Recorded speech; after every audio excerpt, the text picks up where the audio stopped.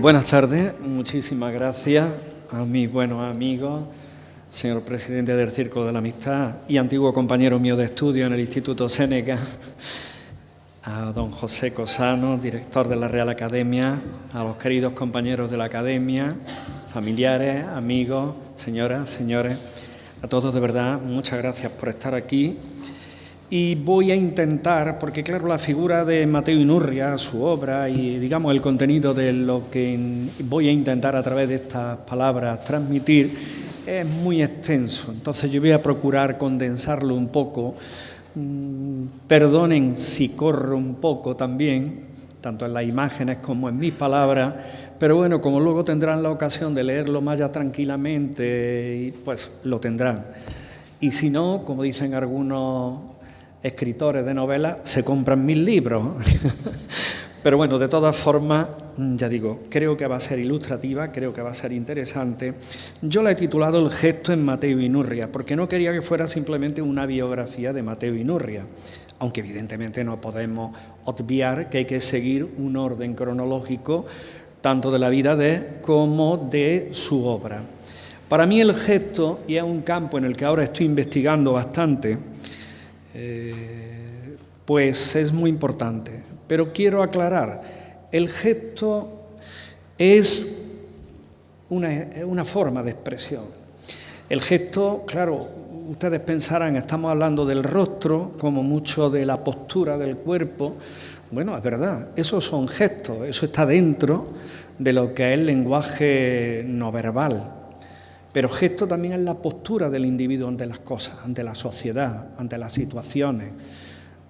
Posturas de todo tipo, de tipo cultural, de tipo religioso, de tipo político, de tipo social. Esos son gestos. Todo eso son gestos. Entonces yo quiero que entiendan que cuando hablo de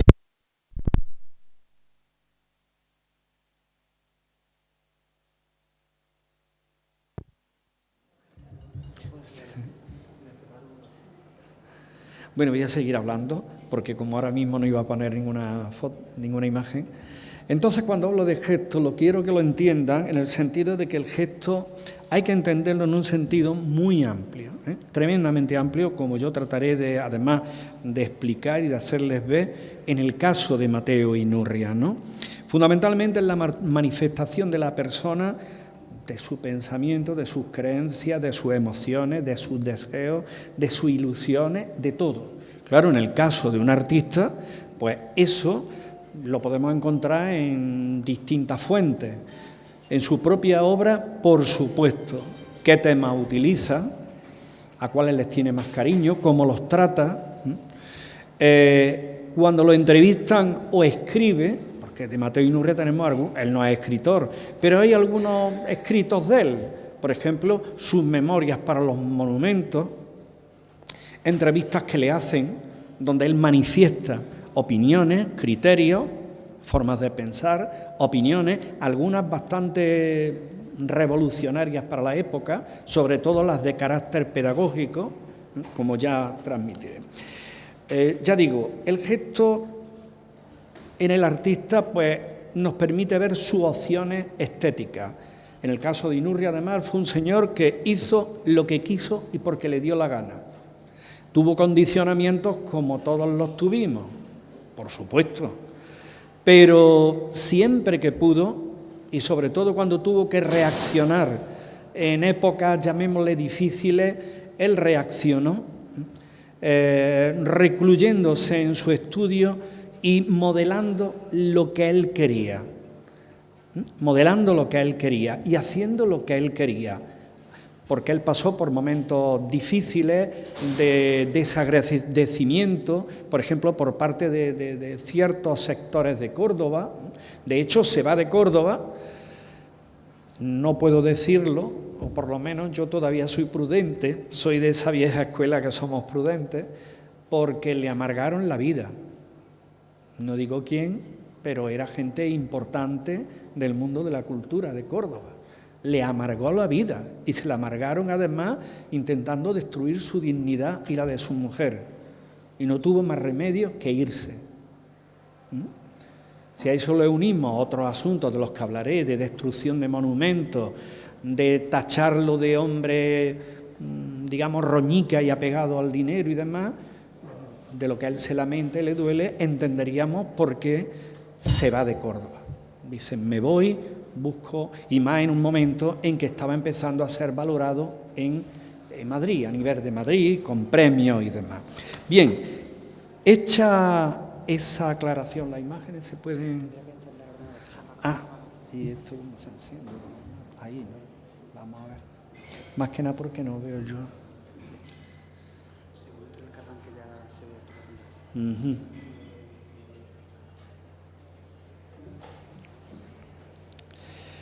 Empezaremos por los gestos que vamos a ir viendo en sus primeros años.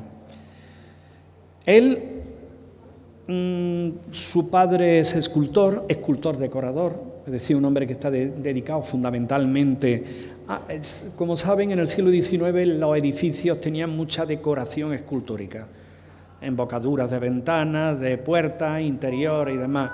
Entonces los escultores ahí tenían un hueco muy grande de mucho trabajo. De hecho, su padre y su abuelo vienen a Córdoba de Sevilla, porque en Córdoba se estaba haciendo el Gran Teatro. Concretamente, si ven el Gran Teatro, ahí trabajó su abuelo, sobre todo, y su padre. Su padre hizo esos medallones que tiene de personajes, de músicos y de personajes ilustres, que no son de gran calidad, porque ya digo, no eran tampoco unos artistas que sobresalieran.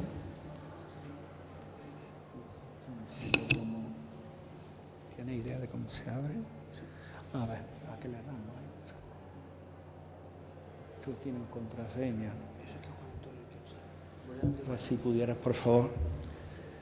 Llegan a Córdoba atraídos porque hay mucho trabajo, venían de Sevilla, ¿no?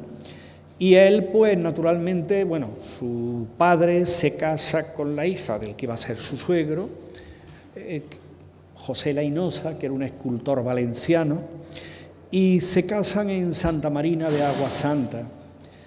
Él nace al poco tiempo, es el primero de los 16 hijos que tuvieron, de los que solo 6 sobrevivieron, algo muy corriente en aquella época. Nació en la calle Alfaro, hoy día, en la calle Alfaro, en el número 24, que hoy día ya no existe, vamos, no existe exactamente el edificio, y por lo tanto, bueno, esta familia tenía un taller en la calle Tras el Castillo, que no sé si muchos la conocen, es una calle que todavía tiene su rótulo, es la continuación de Eduardo Lucena, que viene a salir, me parece que es Ramírez de Arellano, creo que es por ahí por la calle Caño, que hay un edificio que es una antigua taberna, que habrán visto que está esquinada, porque es un fósil del urbanismo. Bueno, pues en esa calle, tras el castillo, tenían el taller. Y la casa donde ellos vivían era una casa que había justo a la altura de Correos, en medio de lo que hay en la calle Cruz Conde. Ahí tenían su digamos, tienda de exposición, porque ellos trabajaban, ya digo, elementos decorativos, esculturas, lápidas funerarias, todo este tipo de cosas que hacen los escultores de decoración, que ya digo, en aquella época tenían mucho trabajo, ¿no? Cuando naturalmente él esto lo mama, es decir, tiene por vía paterna y por vía materna escultores, gente que está, y naturalmente él, claro, lo que pasa es que era una familia que tenía un nivel económico acomodado, no rico, pero acomodado, pequeños industriales, y claro, decían, tu niño a estudiar para cura, para militar y para abogado, que era lo que en aquella época parecía que daba más estabilidad, y sin embargo él no quería. Él, en una entrevista que le hacen, que la hace precisamente Correa Calderón, en la Ilustración española y americana, dice, la escultura ha sido la afición de toda mi vida. He comenzado ya joven haciendo muñecos. Y dice también, me parece que fue ayer cuando muy pequeño todos se empeñaban en que yo fuera cura, militar o abogado, todo menos artista, porque hay gente que acostumbrada a andar con muletas no cree que los iniciados en el arte puedan volar en vez de arrastrarse por la tierra. Es decir, él ya desde joven tenía las ideas muy claras, era un muchacho firme, tenía una clara convicción, que desde pequeño la tenía, ¿no? Y bueno, dentro de todo la familia al final accedió y aunque no estaba de acuerdo, de hecho él dice en otra entrevista que le hacen, dice: contra la voluntad de mi familia aprendí la pintura. Hombre, no es justo, dice contra la voluntad en el sentido de que es verdad que no querían. Pero los padres le pagaron los estudios en Madrid, algo que en aquella época era costoso. Luego él ya consiguió una beca de la Diputación de Córdoba y pudo continuar, pero los 2 primeros años los padres le pagaron. No querían, pero le respetaron la voluntad, aparte de que ya él había demostrado que era de entrada mejor que su padre y su abuelo. Su padre y su abuelo habían hecho 4 cosas, el padre ya de hecho se había dedicado más que nada a la construcción, y Inurria con 14, 15 años, por lo menos la obra que hemos conseguido rescatar del olvido, ya demostraba que era un magnífico escultor. Y decía así: contra la voluntad de mi familia aprendí la pintura y la escultura sin ningún maestro propio. Gracias. Con lo que me enseñaron Montañés, Alonso Cano, La Roldana, Salcillo y algún otro. Me puse a hacer figuritas de barro. Al principio, como carecía de método, no hacía más que disparatados chapuces, pero luego frecuenté la academia y museo y conocí al Greco, Rubens, Miguel Ángel y el gran maestro moderno Rodin. Me lancé al mundo como un pájaro que abandona su nido por primera vez. Estas palabras denotan todo un gesto de joven con ilusiones, de joven con ideas firmes, seguro, soñador.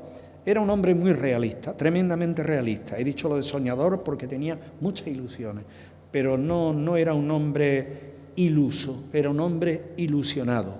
También dijo en otro momento: no he tenido maestro, me he hecho solo, donde él reitera que realmente es un hombre inquieto y es un autodidacta. Reconoce el valor de otros, como ya lo ha hecho, pero él no ha tenido un maestro.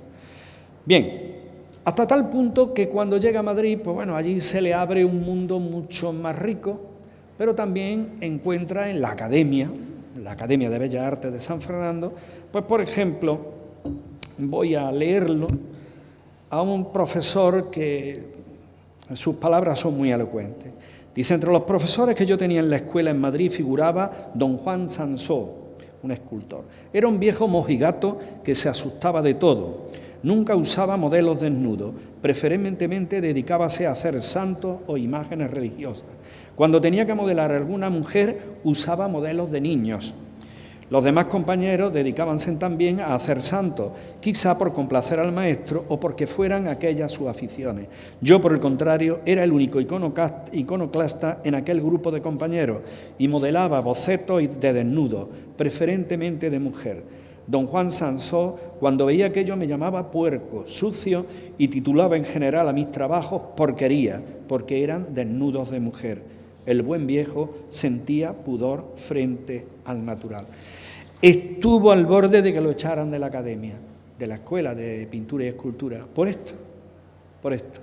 Él era muy libre, muy liberal, un hombre muy abierto y por lo tanto aquí ahí vemos eso, el gesto de un joven libre, orgulloso, arrogante también, una arrogancia legítima, como es lógico, y con convicciones firmes de su opción estética.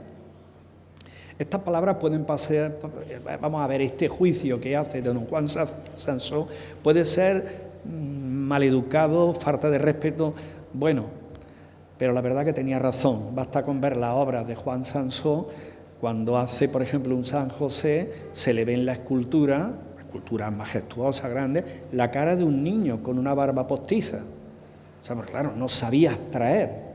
Cuando pinta una virgen es una cara de niño jovencito de 9, 10 años, le dulcifica un poco la cara, o sea que hay que comprenderlo, hay que ponerle en esas jóvenes estudiantes, en un mundo en el que estaba empezando el cambio a lo largo de todo el siglo XIX, pero sobre todo al final, ya el modernismo estaba empezando a aparecer, es decir, claro, de pronto ver a un profesor que los pone, si hay que hacer primero santo y santa, y siempre era un niño que le ponían barba cuando era un San José o un santal, y le quitaban la barba y le ponían su toca para hacerlo. Hay que entender las palabras. Bien, de Mateo Inurria vamos a ir viendo esos primeros gestos. El primero, al menos en todos los años que he estado estudiando, es el más antiguo que he encontrado. Aquí observen, en esta hornacina, este es el cementerio de Montoro. En esta hornacina está un ángel orante. Se lo encarga el arquitecto Amadeo Rodríguez, el que hizo el Gran Teatro. Era muy amigo de su padre, hasta tal punto que el mismo Mateo Inurria le llamaba padrino, pero no era su padrino, pero vamos, le llamaba padrino, lo cual quiere decir que había ahí una complicidad de amistad y demás familiar muy grande. Le encarga ese ángel, entre otras cosas, ¿por qué se lo encarga él? Primero porque talla muy bien, esculpe muy bien y cobra poco. Es un niño de 14, 15 años y hace esto. El ángel todavía pues está hecho muy académico, pero en fin, cuando yo lo descubrí estaba ahí, eso está en medio de la calle, en medio del campo, quien conozca a Montoro lo sabe.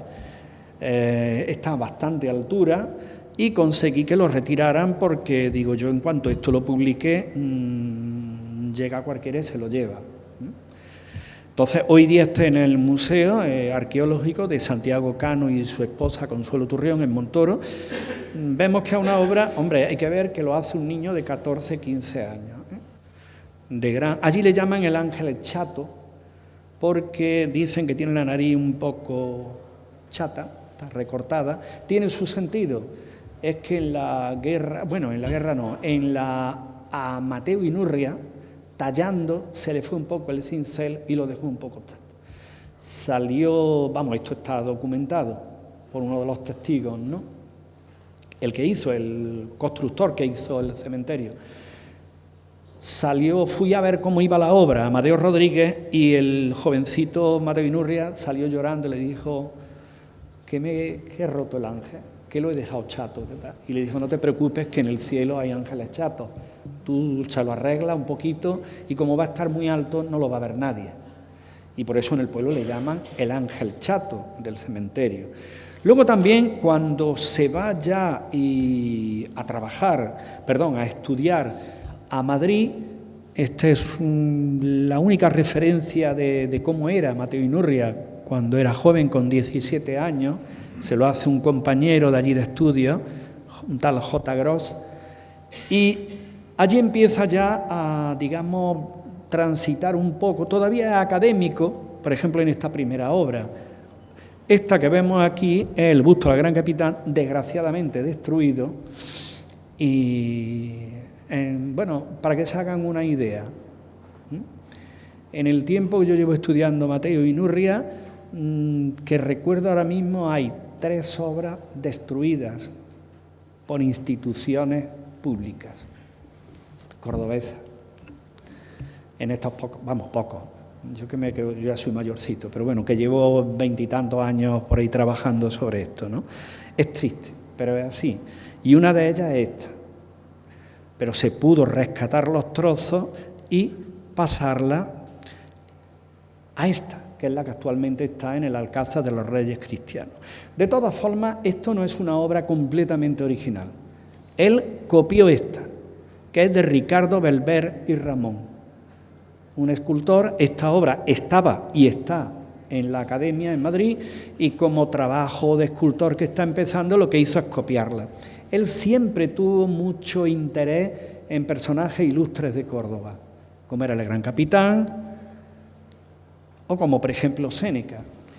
Este Séneca y el anterior estaban en una galería de acceso al Salón de Mosaicos del Alcázar de los Reyes Cristianos. Y hace pues unos 18 años aproximadamente, 17 o 18 años, la obra del Gran Capitán apareció allí tirada en un rincón hecha triza. Pero tuvo arreglo. Se recompuso, se vació en bronce, que es la que podemos. Son todavía obras muy académicas, por lo tanto nos están hablando de la juventud de este escultor. Es un joven que modela bien, pero que todavía está, digamos, muy rígido mentalmente. De esta época también de estudiantes tenemos esta obra, el busto de Rafael de Luque y Lubián, está en la Real Academia de Córdoba. Es una obra donde se ve que está empezando a saber sacarle partido, porque aquí ya no es modelar al gran capitán, que él no lo conocía, evidentemente, y se basaba en alguna imagen antigua. Aquí es un señor de carne y hueso, un arquitecto, amigo de su padre, y una personalidad dentro del mundo de la cultura de Córdoba. Y aquí ya se ve cómo sabe captar en la personalidad de los individuos, ¿no? Y luego, como trabajo de pensionado, porque ya digo, el curso 83, 84, 84, 85 se lo pagaron los padres, ya en el 86 consigue que se lo pague la Diputación Provincial hasta el 90-91. Y empieza a mandar como trabajos de pensionados, pues por ejemplo este que está en la Diputación Provincial, que es una alegoría de Córdoba.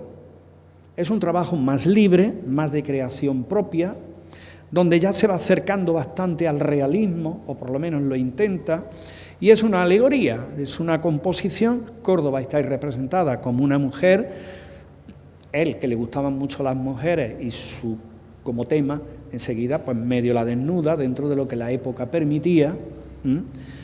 Tiene el busto desnudo, una mujer pensativa. ¿Por qué? Porque la mujer está pensando. Córdoba piensa. ¿En qué piensa? En su pasado glorioso.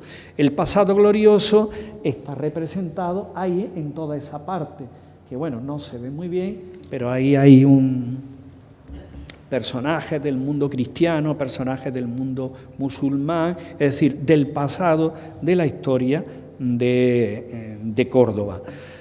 Otra obra que manda como pensionado esto, la alegoría de la pintura, una obra con cierta ya influencia modernista y realista, donde hace aquí una alegoría de la pintura, pero de alguna forma, por supuesto, lo personifica en una mujer también semidesnuda.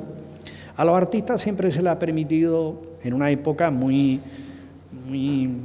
retraída y muy, vamos, la segunda mitad del siglo XIX fue penosa dentro del ese puritanismo, ¿no?, que había en el arte. Y entonces la única escapada que tenían los artistas era o alegoría o la mitología, que ha sido un lastre toda la vida a lo largo de la historia.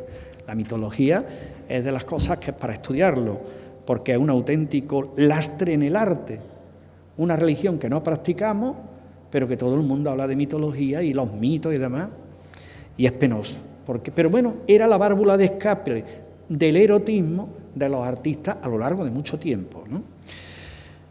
Es una obra, ya digo, muy interesante. Estas dos están en la Diputación Provincial de Córdoba. Cuando yo estaba trabajando en mi entonces memoria de licenciatura, pues fui buscando esta obra, que también pertenece a la Diputación, es una obra del 89, se llama Materia en Triunfo, donde él se libera más todavía, pero sigue todavía pegado a temas que le sugieren otros artistas. Materia en Triunfo, él la titula así, con ese título un poco, porque claro, él no quería repetir el nombre de donde, no digo la copió, porque no la copió, pero sí se inspiró, que era un sátiro y vacante de un escultor francés que está en el Museo del Louvre, ¿no?, como veremos. Aquí es una escultura, esta cuando él la entregó estuvo en la Diputación Provincial, que en aquella época la Diputación es lo que hoy es la Delegación de Cultura, esa fue la antigua Diputación, allí estuvo muchísimos años, y cuando se trasladó al mal llamado Palacio de la Diputación, que nunca ha sido un palacio, pero no sé por qué le llaman palacio, pues la metieron en un almacén y nadie sabía que la tenía. Y yo, gracias a la directora del archivo, Mari Carmen, pues con una vela, porque no había luz, buscando, encontramos esta obra y bueno, se recuperó, ¿no? Se recuperó esta obra. Es muy interesante, ya digo, una fuerza expresiva muy interesante. Esta es la obra de la que él se inspira, Sátiro y vacante, de Jean-Jacques Pradier. Esta está en el Museo del Louvre y él lo debió conocer no porque estuviera en Francia, luego ya sí estuvo en Francia, sino por su vinculación con la Real Academia, donde habría naturalmente publicaciones, láminas, etc. Maite Inurriaga hacia 1890, donde aquí es donde yo considero que más se libera. Hace su primera obra, que es su primer éxito, que es Un náufrago. Un náufrago representa a un joven, yo creo que hizo un joven, no una joven, porque todavía en esa época, pues bueno, él tenía cierto miedo a hacer cierta obra femenina. Hace un desnudo, es un joven que bueno, el barco ha naufragado y está asido ahí a una arboladura.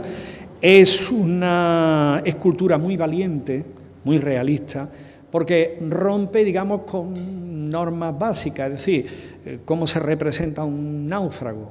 Pues un náufrago es muy difícil, entonces se inventa esto de que las olas lanzan al mástil y lo pillan en esa forma, algo absolutamente irreal, pero sirve para mostrar su capacidad. Esta obra la presenta en la Exposición Nacional de Bellas Artes de 1890, y al pobre le pasa lo que le pasó al mismo Rodin, que la tacharon de que era un vaciado, de que eso no lo había modelado a él. Él era muy joven y no había modelado. Y entonces el mismo jurado empezaron tal, y curiosamente él, apoyado por otros jóvenes como él, también concursantes en el certamen, entraron, bueno, previamente en los periódicos, el mismo Rafael Romero Barro, como director de la Academia, los profesores de la Real Academia, de la Escuela de Arte y Oficio, escriben, mandan cartas, escriben en la prensa, defendiendo que ellos lo han visto modelar, que saben quién ha sido el modelo, en fin, quieren dar datos, no le escuchan, naturalmente la tachan de vaciado del natural, y entonces los jóvenes, también artistas, le ayudan a sacarla de la exposición. No esperan a que acabe la exposición. Llega, la saca, se la trae a Córdoba. Y él, en el fondo, en esta obra, lo que hace es una especie, es como una metáfora de él mismo. Él había estado estudiando en Madrid. En Madrid, con todos sus defectos, pues bueno, era la capital, allí mucho más arte que aquí, otro ambiente, libertad. De pronto vuelve a Córdoba, muy provinciana, y él se ve ahogado, él se ve naufragado.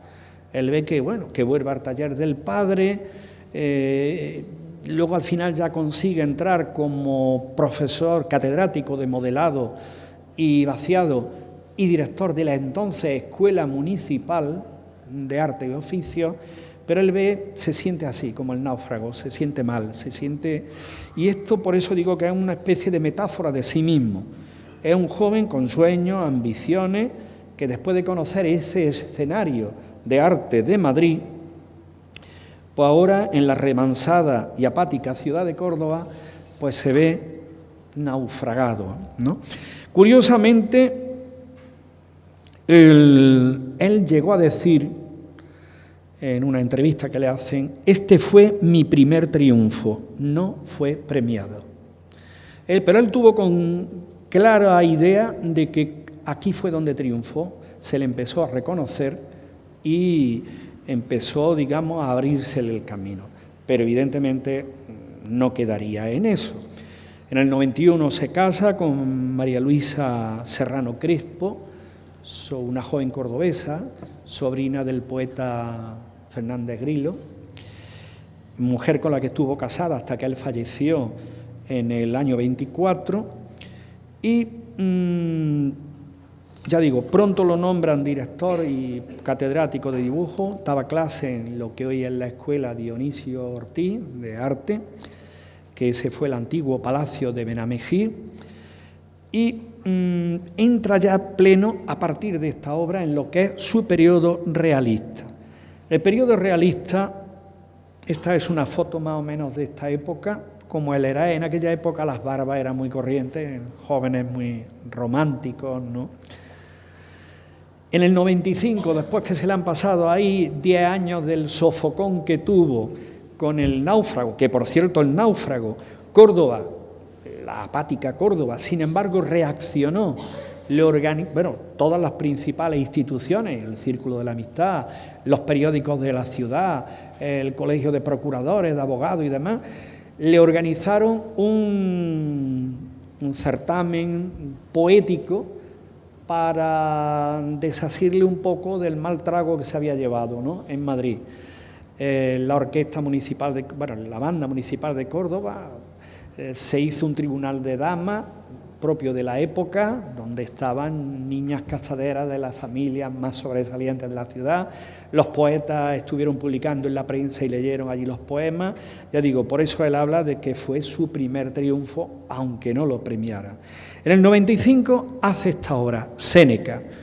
Aquí ya, digamos, tiene un pequeño triunfo, pero un gran triunfo, joven, con 28 años, que le den segunda medalla en la sección de escultura en Madrid, es muy importante. Esta obra está en el Museo de Bellas Artes de Córdoba, pertenece al Estado español. Aquí ya es donde también él, otro de los gestos que va a experimentar y que va a plasmar en su obra, que en el fondo es un reflejo de su vida, es reflejo de su propio carácter, el sosiego, la serenidad, el equilibrio, la nobleza, toda una serie de rasgos que van a seguir apareciendo en sus creaciones. La obra es muy interesante, no puedo entrar mucho en ella, pero él mismo eligió, por ejemplo, en la base, ahí, está muy deteriorada, dice una inscripción: os dejo el ejemplo de mi vida. Aquí está representando Séneca cuando se dirige, por eso alarga la mano dirigiéndose a sus discípulos. Ha sido condenado por Nerón al suicidio y por eso dice: os dejo lo que nadie me puede quitar, el ejemplo de mi vida. Son palabras muy bien buscadas por el escultor y que reflejan también mucho su manera de ser. Esta obra fue muy admirada por los cordobeses hasta tal punto que se pensó en pasarla a bronce y colocarla en la Plaza de las Tendillas de Córdoba. Y cambiar el nombre del nombre que tenía entonces, que era Plaza de Cánovas del Castillo, por el nombre de Séneca. Pero bueno, se quedó en eso. Pero como reflejo del gesto, probablemente algunos de ustedes hayan oído hablar de una explosión que hubo en Belmez, una explosión de grisú en la mina Santa Isabel, y eso fue en el año 99, creo recordar que en torno a marzo murieron 50 y tantas personas, sí, el 17 de marzo del 99, 54 mineros fallecieron, fue una gran catástrofe. Y entonces yo no he encontrado documentos, pero curiosamente a los pocos meses Mateo Inurria preparó esta obra y la presentó a la Exposición Nacional de Bellas Artes del año 89. Mateo Inurria siempre tuvo una gran conciencia social.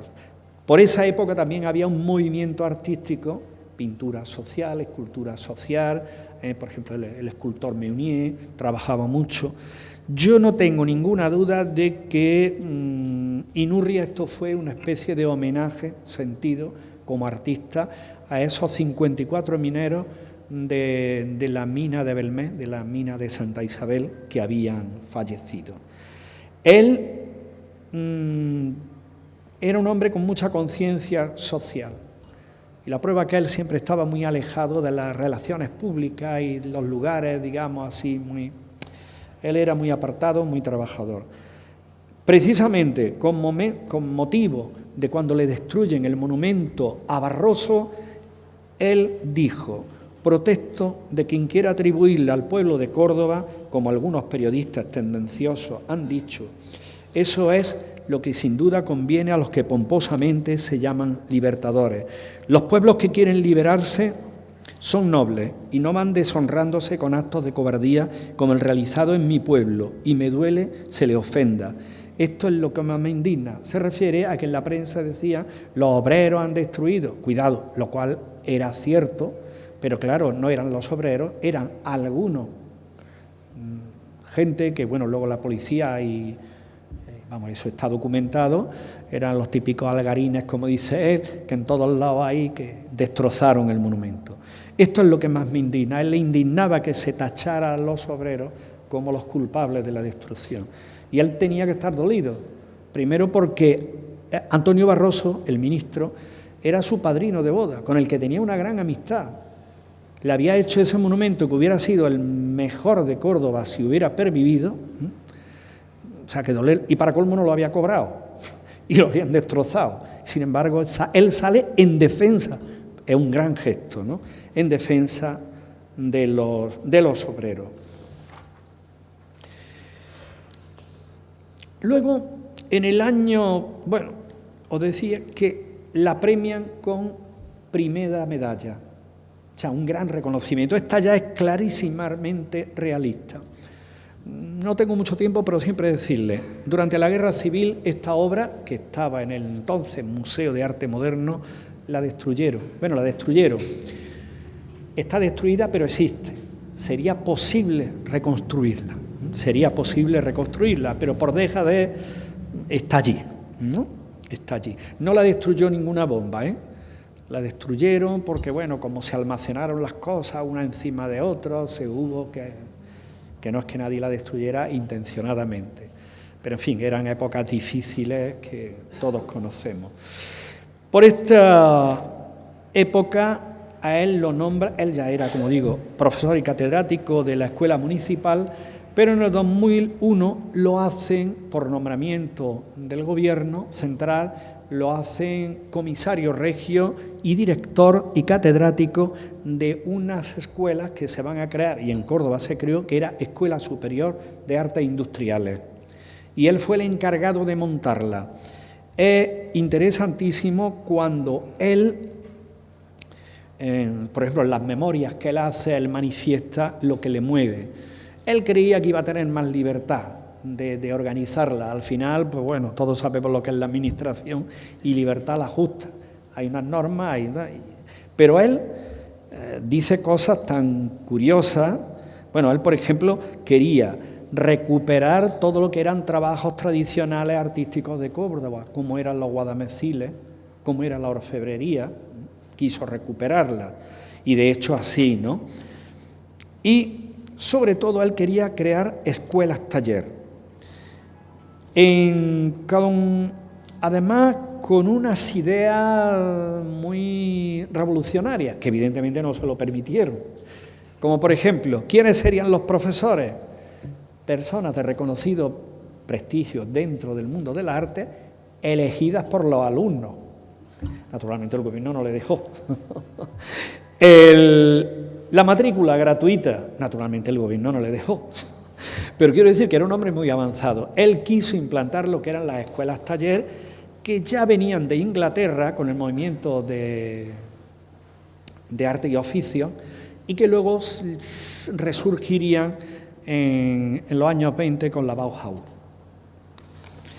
Bien, voy a hacer ya una pasada un poco rápida por algunos otros gestos. Esta es la Escuela de Arte y Oficio antigua, hoy día está un poco modificada, la dotó de museo, como pueden ver.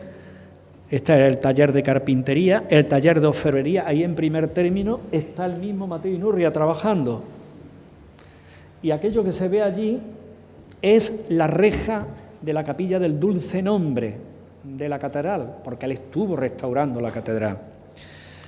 Le empiezan los monumentos, por ejemplo, está el Lope de Vega, interesantísimo, 1902 en Madrid, es decir, ya empieza a tener reconocimiento, o el Grupo de la Marina en el monumento Alfonso XII. Esta es una obra muy interesante. Ahí tuvo él atisbos ya de ver las nuevas tendencias, por ejemplo, el cubismo. No siguió. Él no quería apartarse de la forma figurativa, pero es una obra, esto es uno de los modelos que barajó para la que hemos visto antes, para esta. Era un marino mercante y un marino militar, un marino de guerra. Es una obra, está en el Museo de Bellas Artes, genial. También hace la de Lagartijo, donde no me meto a hablar la historia, pero bueno, Lagartijo era un gran amigo de él. Mateo Inurria era antitaurino, Lo digo porque hay por ahí algunos que escriben, era un gran enamorado de los toros, etc. Mentira. Iba a hacerle dibujos, mentira. Entre otras cosas, Lagartijo era un torero muy atípico. En su casa no recibía y no se reunía nada más que con artistas, científicos, escritores y demás. Allí no era sarao, no lo había. Hace esta obra, desgraciadamente perdida, yo no he encontrado, se llama Mujer, de la que luego hablaré. También ya en Madrid, porque ya digo, se va en el 11 a Madrid, a la Escuela Central de Arte y Oficio. Hubo en España un movimiento que era de valoración de todo lo que era lo etnográfico, y él, ahí pueden ver un dibujo, esto es de un cuaderno de viaje de él, la titula Señá Fuencisla, un nombre muy típico de Segovia. Él lo dibujó, le gustó sus rasgos y luego en la tranquilidad de su taller la modeló. Hoy día se encuentra en el Museo de Bellas Artes. Y sobre todo, él ya empieza a lo que le gusta, desnudo femenino, la belleza femenina. Hace esta obra, que está aquí en el Museo de Bellas Artes, en bronce, niña, hace Ídolo Eterno. Aquí tenemos una fotografía de él con ese ídolo eterno.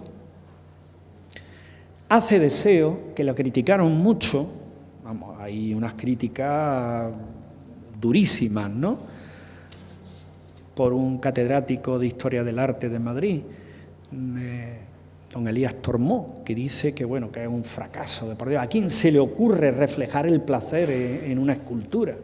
Porque evidentemente es una señora en un acto de placer. Y además él no solamente lo hizo, le gustó, sino que tanto le gustó que el rostro de placer lo llevó a otra obra. Estas están en el Museo de Bellas Artes y tranquilamente las pueden ver. Sensualidad. También hace algunos monumentos, fallidos quiero decir porque se lo encargan, él hace los bocetos, este Apestalosis, es muy interesante también, ahí refleja al pensador, al pedagogo, y detrás está el pueblo, es un corpulento, fuerte, pero sin rasgos definidos, porque está por hacer, ¿no?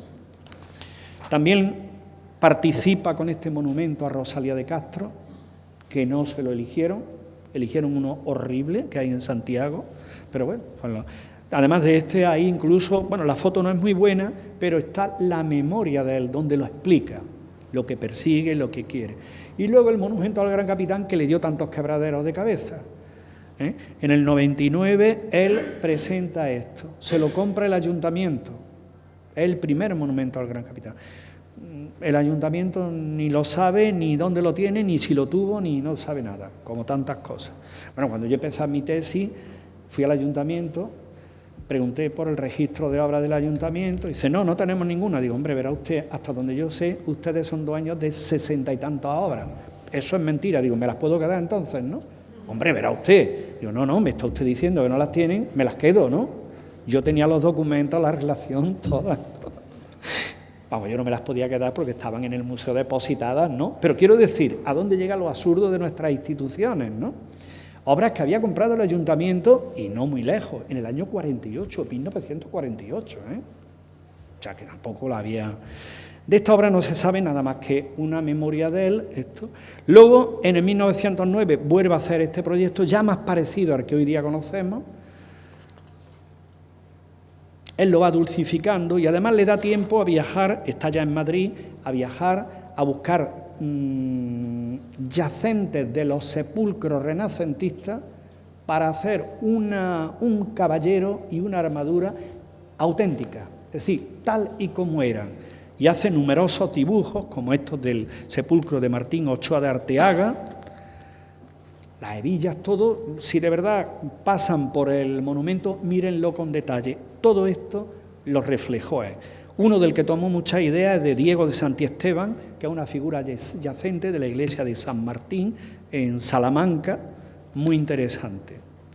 Hasta el ceñidor de cola de caballo, que no he descubierto de dónde lo tomó la nota, pero lo reproduce aquí. Si se van por detrás y le miran la cola al caballo, es esta. Era un hombre muy meticuloso, muy trabajador. todos los ceñidores de espada, todo, él los copiaba del Museo del Ejército, de Sepulcro.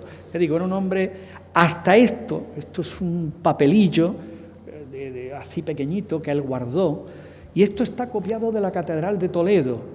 La Catedral de Toledo, cuando yo fui allí, digo, esto será fácil de encontrar, dice, cabezada y brida de la rienda y pone, dice, caballo de la Catedral de Toledo, siglo XV. Claro, cuando yo llego a la Catedral de Toledo, pido permiso para entrar y ver en la sillería, es que aquello estaba todo lleno de caballos. Averigua tú de qué caballo había copiado. Me tuve que chupar con una oscuridad enorme porque no me permitían ni flash, ni linterna, ni nada, hasta que ya encontré. Es de un retablito, de un respaldar, de un asiento, que es la conquista de Vélez Rubio. Y de ahí está copiado. Y es el que tiene el monumento al gran capitán. Hay numerosa su participación, lo presentó el gran capitán a la exposición del 15, los planos, hay numerosa documentación muy interesante. Y bueno, como tardaban en erigir el monumento, porque primero se erigió el pedestal en el 15, hasta el 23 no se pudo fundir porque no había dinero, y claro, le decían al pobre hombre que era pegar dinero. Y digo, usted sabe lo que cuesta fundir el caballo, eso es de locura. Y además no me lo han pagado todavía, que también lo pongo yo. Eso no puede ser, ¿no? Pero bueno, el caballo ya, el monumento, esta es la cabeza es de ahí, no es de lagartijo ni son tonterías, que tiene que ver con otra historia que, bueno, otra vez. El monumento a Barroso, también muy documentado, lo hizo con mucho cariño. Este es el primitivo, las figuras están vestidas, pero él se ve que le gusta, digamos, desnuda a los hombres, son alegorías, hombres, mujeres. Esto en el taller de la Glorieta de Quevedo. Antonio Barroso, la figura central, la figura alegórica, una a la agricultura. Esto es muy propio de la época, las alegorías que tienen que ver, digamos, con la riqueza de los lugares, de los países. Alegoría de la industria, del comercio. Había una fuente con unos niños detrás que eran, no cuadra, sí cuadra, tiene su sentido, fruto de la abundancia. La abundancia era un ministro, era una forma de hacerle la rosca, ministro de Gracia y Justicia. Eran la alegoría de, digamos, los motores de la sociedad, y los niños son los hijos de ese pueblo, digamos, que está en progreso. Por eso los representa así, llenitos. Era una fuente. Esta es la inauguración del monumento, el 24 de octubre del 18. Estaba aproximadamente ubicado en el monumento que hoy hay a Julio Romero de Torres, ligeramente más hacia atrás, pero vamos, en el mismo sitio. Y así es como quedó en esa manifestación que lo destruyó. Se hizo polvo. En Urria le preguntaron que qué costaba, dijo, su precio entero. Bueno, y hacerlo nuevo, dice, no tiene sentido. Él no cobró nada. O sea, por eso, él tenía que estar dolido y, curiosamente, sin embargo, esta es la única obra que he conseguido recuperar. Estaba en el Alcázar de los Reyes Cristianos. Era esta. Curiosamente, se la encontraron tirada en un bacie. Incluso hubo un arqueólogo cordobés que escribió todo un estudio demostrando que era una escuela de la época republicana romana. En fin, no digo quién, porque tampoco no. Pero claro, como estaba enterrada y se la encontraron, pues ala. Pero es que las demás obras las tenía también el ayuntamiento. Las demás obras, la cabeza de Antonio Barroso, todo. ¿Dónde están? Tengo mis noticias, pero por prudencia, pero en fin, decorando una bodega de alguien. Y naturalmente él ya se centra en lo que van a ser sus últimas obras y las más significativas. Son un auténtico, yo diría, testamento artístico. Esta es La Parra, muy conocida por todos. Él le gustó tanta esta obra porque además él decía, las hago para mí, las hago por placer, me las regalo a mí. De hecho, él no las vendía. La mujer, cuando falleció él, para poder subsistir, vendió alguna copia, ¿no? Tanto le gustó el torso de esta mujer, que es una atleta, que hizo esta. Por esta le dieron la medalla de honor en el 1920.